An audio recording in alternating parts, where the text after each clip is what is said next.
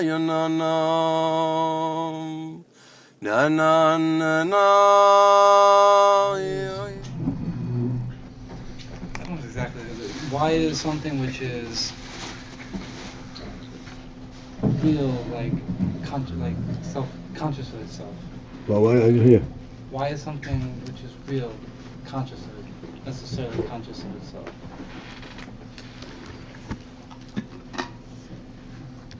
I'm not sure exactly if that's exactly. I don't know. Sometimes Well, I'm in trouble yeah, getting across the what term is knows self, it's not conscious. Knows. Conscious, in our terminology, has a certain kind of a negative implication, self-conscious, which is, of course, it is not. Well,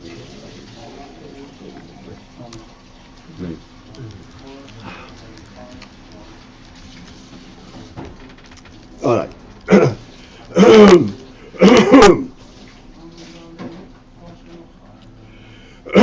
We explained that the union of oil. Okay, so we are um, 4 lines from the top on Yud Gimel.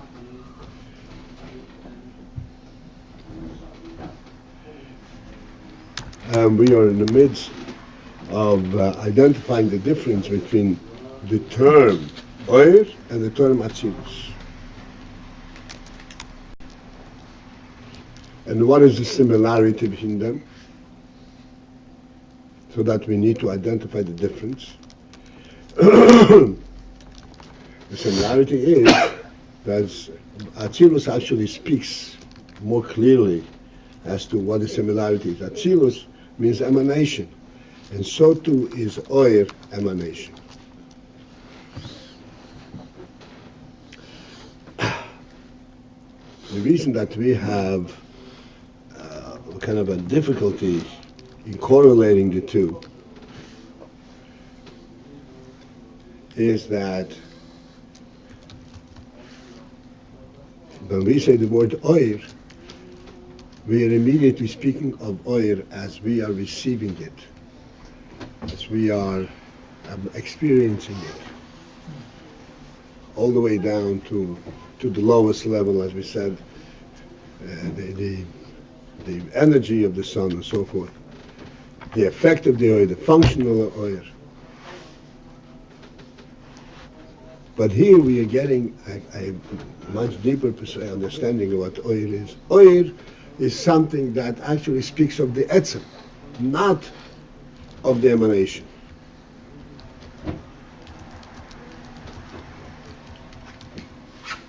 Oil shelo etzem means, oil hashemesh means that which is recognized as a presence of the shemesh, not the effect of it, the functional and external effect, but the oil, its oil, its emanation, its presence, its presentation.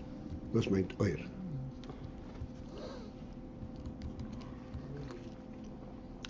And thus we have to distinguish between oil and atzilus, because atzilus also means the same thing, the similar thing, except oil is actually deeper than that. Just the contrary to the way we are interpreting. Oil is even deeper than atzilus. Atzilus means emanation, as we're saying. Emanation means a recognizable emanation externally. Oil is the essential oil of the etzem. The fact that within the etzem there is the element of oil.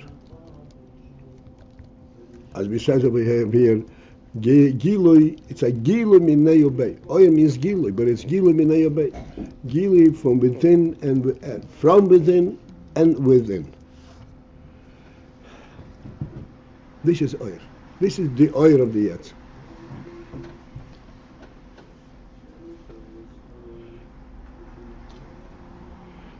So this is clearly a very subtle thing, and we had a question, and to explain, the way we were trying to explain it is that oil means the awareness, the knowledge that the etzem has of what it is. This is the gili. So therefore we had a question, why does the etzem know what it is? What is the necessity? What is the significance of that? Is that so to speak, synonymous with being an etzem? And the answer to that is yes, indeed, it is synonymous with being an etzem.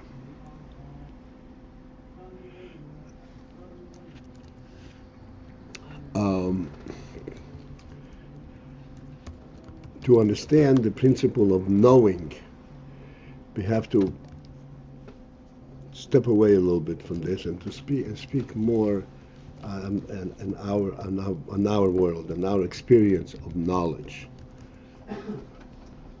which we are experiencing all the time. We're not aware of the significance and the profound experience of knowledge, of idea.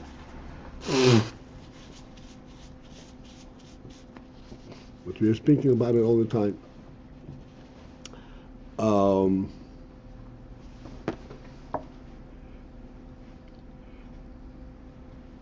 We have pointed out many times that human knowledge and animal instinct are worlds apart. Totally dissimilar.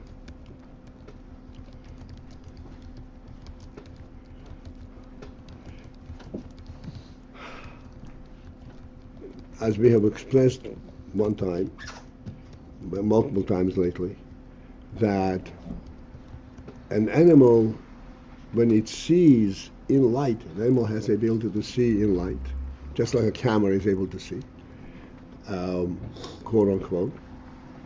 So when an animal sees, it sees whatever it sees from the perspective of its tangibility.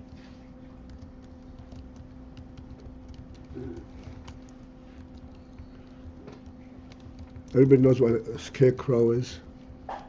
Everybody knows what a scarecrow is?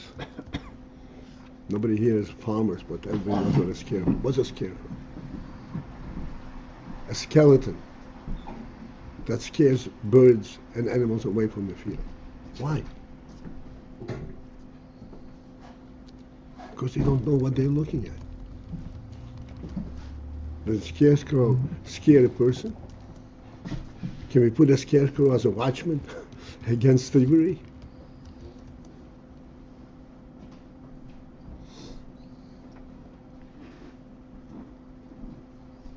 The animal doesn't know what it's looking at.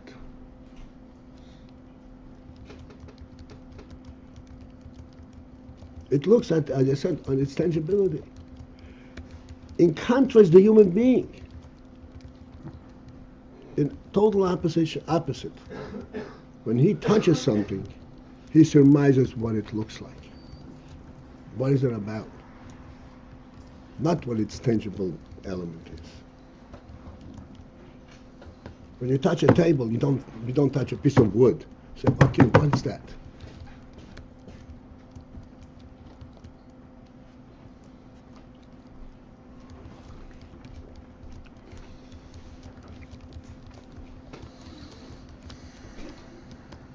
The table is the intangible element of the structure. The tangible element of the structure is the wood. You can't touch a form. You touch a material, not the form.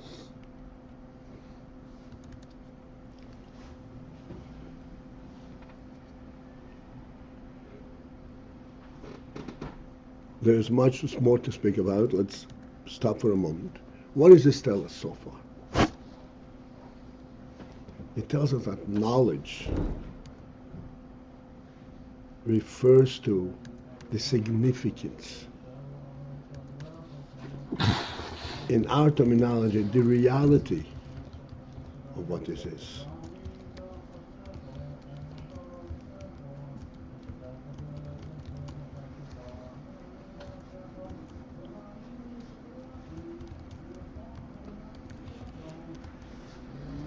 This is where idea applies. A Like we always give the illustration of the clock on the wall. I'm going to skip the whole arichas. When we human beings observe in a home the clock on the wall, we don't see a clock. We see a lived-in home, a human dwelling.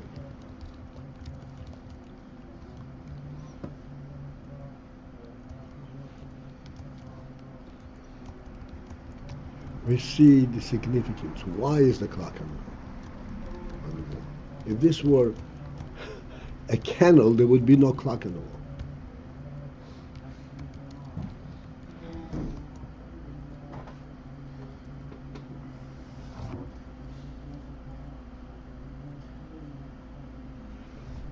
This is the principle of knowledge. The tangible aspect doesn't lend itself to knowing. There's nothing to know about. He has no presence to the level that it should attract knowledge.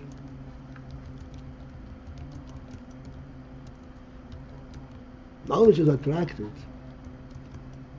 only to something that has significance.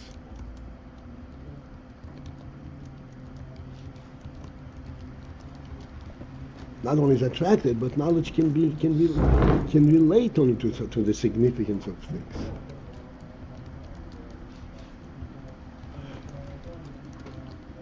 So far, are we together? This is the meaning of what we always say, that seichel is the root of seichel. What enables us to understand things, say, oh, it makes sense, right? Is the rotzen. The rotzen ha-nefesh. Because our nefesh is of supreme quality. Our nefesh is godly. And it does not acknowledge just the tangible rock. Everything that the nefesh, when you want to relate the nefesh to it, you have to find the godly element. Amit is himotzo nimtzu kol animtzon. This is what the nefesh is drawn to, is relating to. That's the only thing that's real to the nefesh.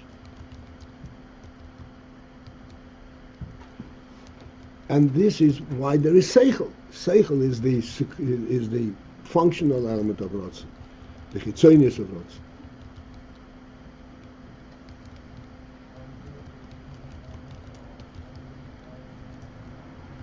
Because that rotzen automatically relates to the godly element, seichel comes in and interprets what's the godly element in this. This is the relationship there. But if not for the godly element, seichel would not has nothing to do with it. Like we always say, 1 and 1 is 2 ones. It's not seichel. It's not. Nefesh has nothing to do with this. There's no nefesh element in this. There's no godly element in this. This is all tangibility.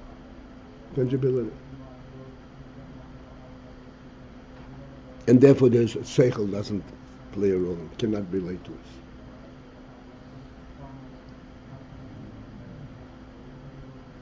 The Rebbe once spoke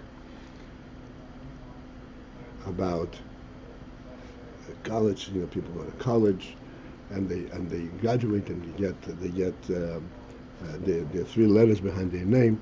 He says, I remember the words, Moshe. He sits for 4 years, and he struggles, and he's tortured over there, and finally, in reward for his torture, he gets the 3 letters. What did he learn? Did he develop a human perspective? Nothing. This is mamash going through Gehenna.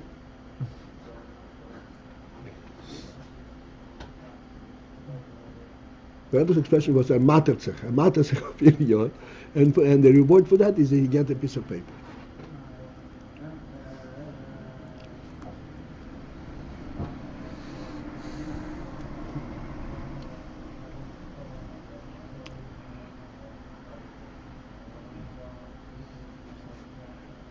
So coming back to the topic at hand.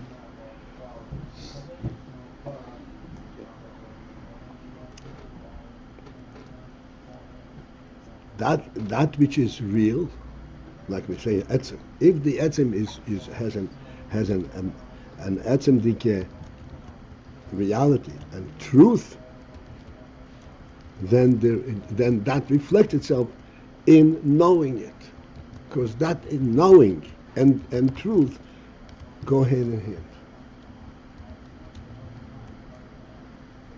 This reflects in knowing itself. Knowing itself. This reflects in knowing itself, because what does he know of himself? He knows his own truth, his own greatness, his own significance. That's what the knowledge is. Knowledge is not self-consciousness. I don't touch it because it's going to hurt.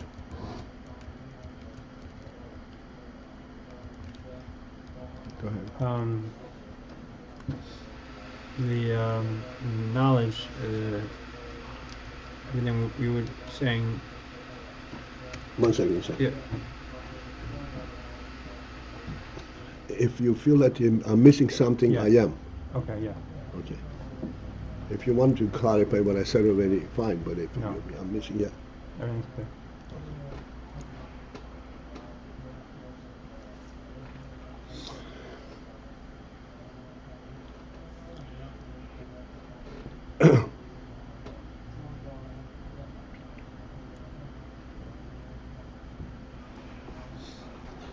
So, we've identified the principle of knowledge.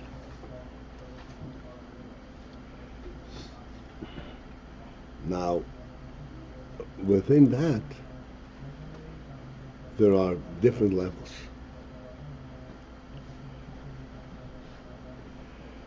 Like we said just now, a person has a rotzen, and the rotzen identifies what is real to this nefesh, to him, and as a result of that, he has seichel that identifies that truth, that element that the rotzen the rotzen can relate to. That's his seichel.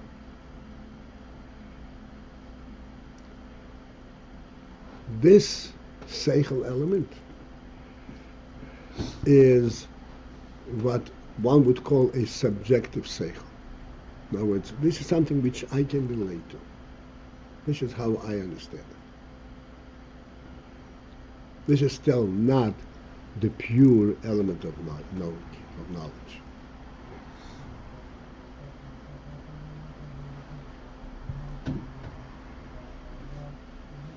You're equating knowledge and seichel? Seichel and knowledge is one of them.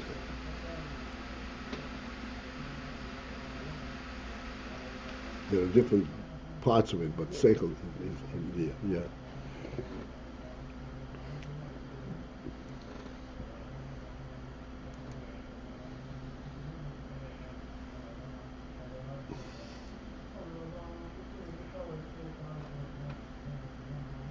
Now,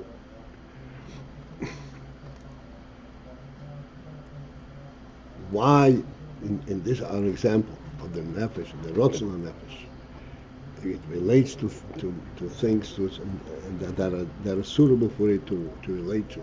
As a result of that, there is seichel. That is applicable. That is true, when the nefesh is not in its own environment.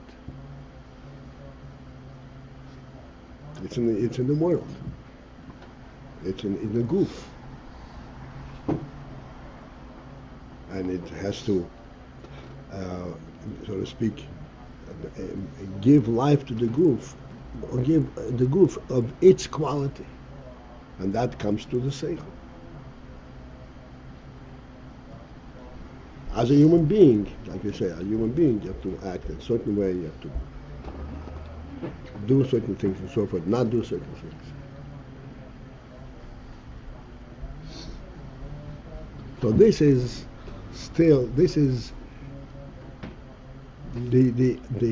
the functional aspect This is at the functional level, because how it relates to the group, how it relates to the world.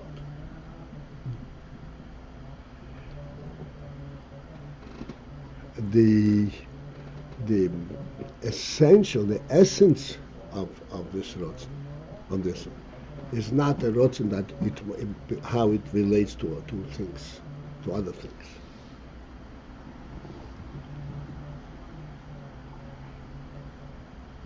Like we said many times, what is the primary will of the human being?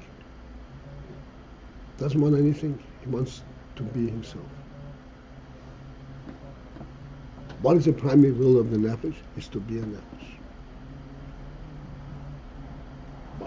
He wants to be a nefesh.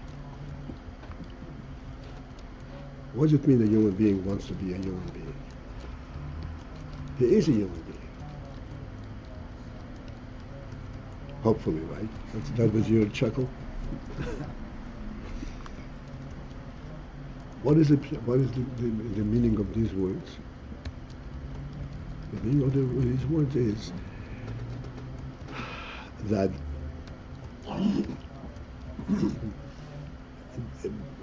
that Inyan, that element, that he is a human being, is of enormous significance, is of a godly significance. This is not his personal thing. This is not subjective knowledge. This is a truth beyond his own presence. And thus, this is his primary want. His pure want is the truth of what makes him be what he is.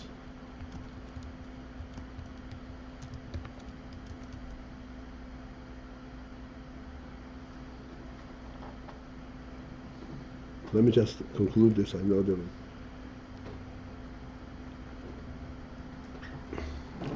an atzmi,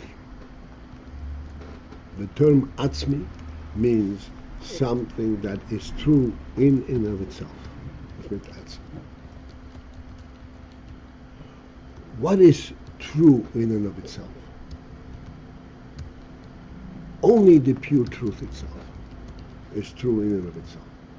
Something that is true due to some circumstance, due to some relative situation, is not true in and of itself. It's a relative truth.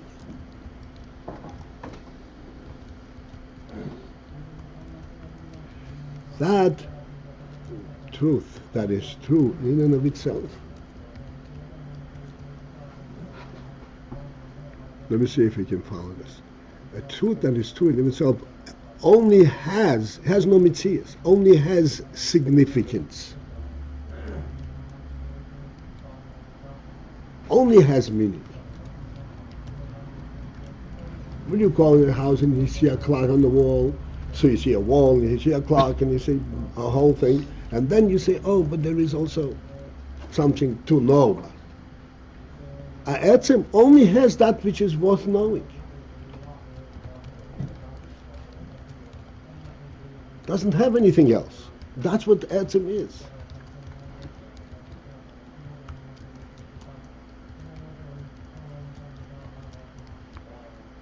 The essential truth. That's all it has. That's all it is. That is the reality.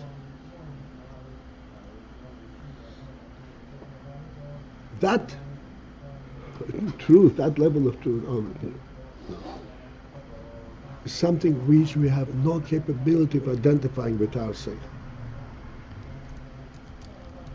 Because it has no identity. We cannot identify something that has a tangibility and has this form or that form.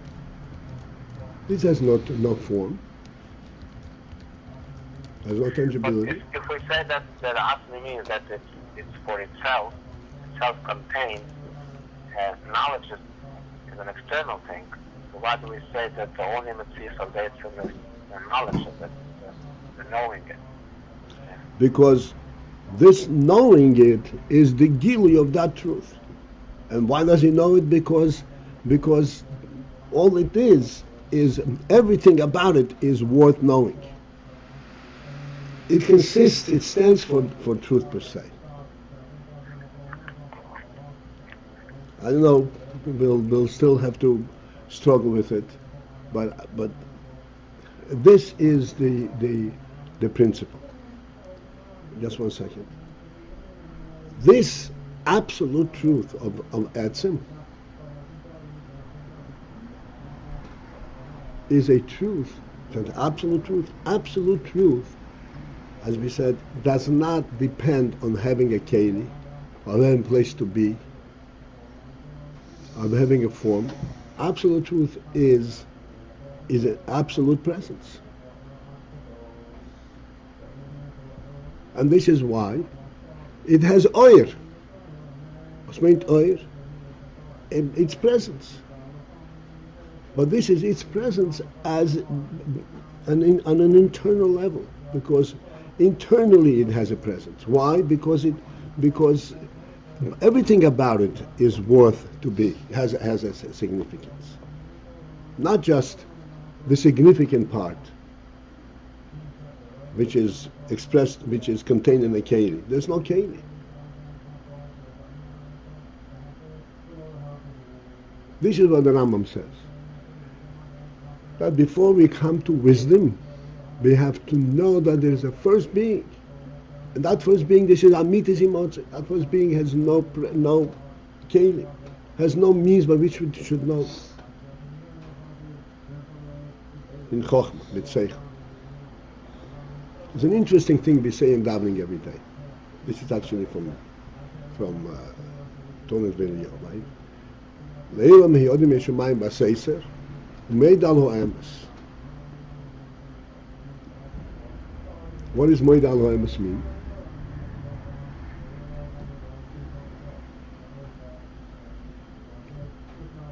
To admit to the truth. What's so difficult to admit to the truth? You can prove something to me, I admit it. Better still, if you prove it to me, I don't have to admit it. I see that it's true. I agree, I understand myself. It's going to make our emes. What's the answer? The answer is emes cannot be proven. Which means it cannot be proven. Has no tangibility with which to prove it. You know emes only at the level of Heidah.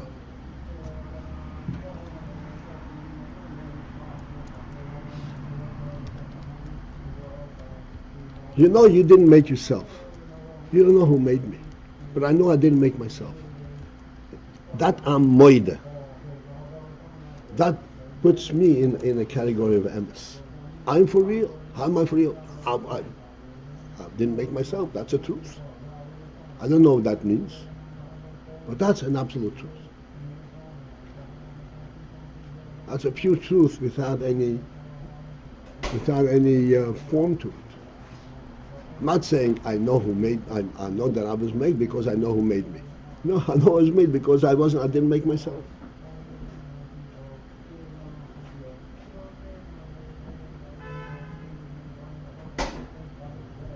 That's meant moide ha'emes. This is beyond seichel.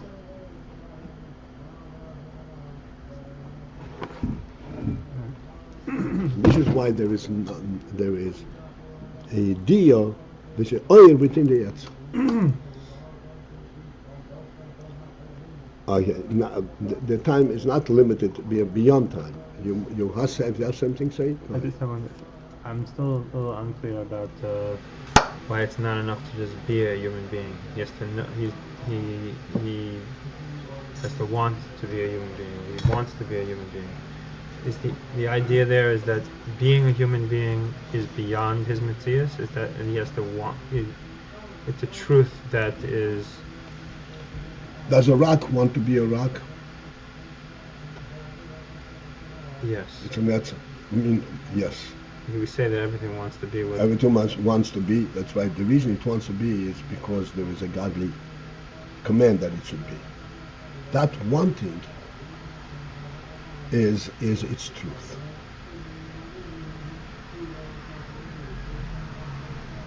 But why is it enough to just be the Ra? Because then you are taking the Chitzenis. This is what we say. That, and then you take the Metzius without the Tchila.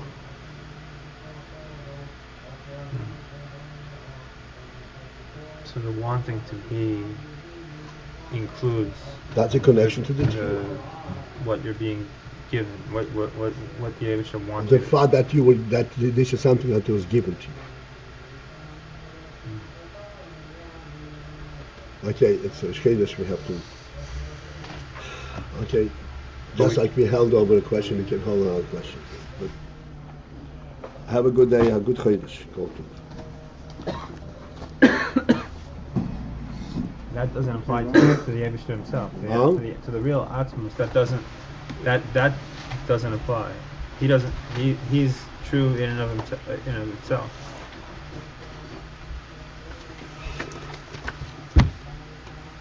Beyond the union of the oil atzmi, we don't speak.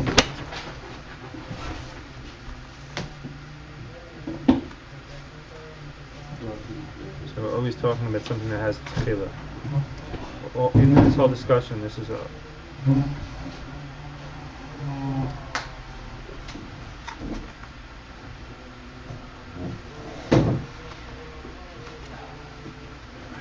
Okay. Right. Oh yeah, we answered that later in the line. That it's there is no compelling to have the aura from that. Okay, let's get ready for that. Oh, yeah, no, no. No, no, no, no, no. No, no, no, no, no. No, no, no, no.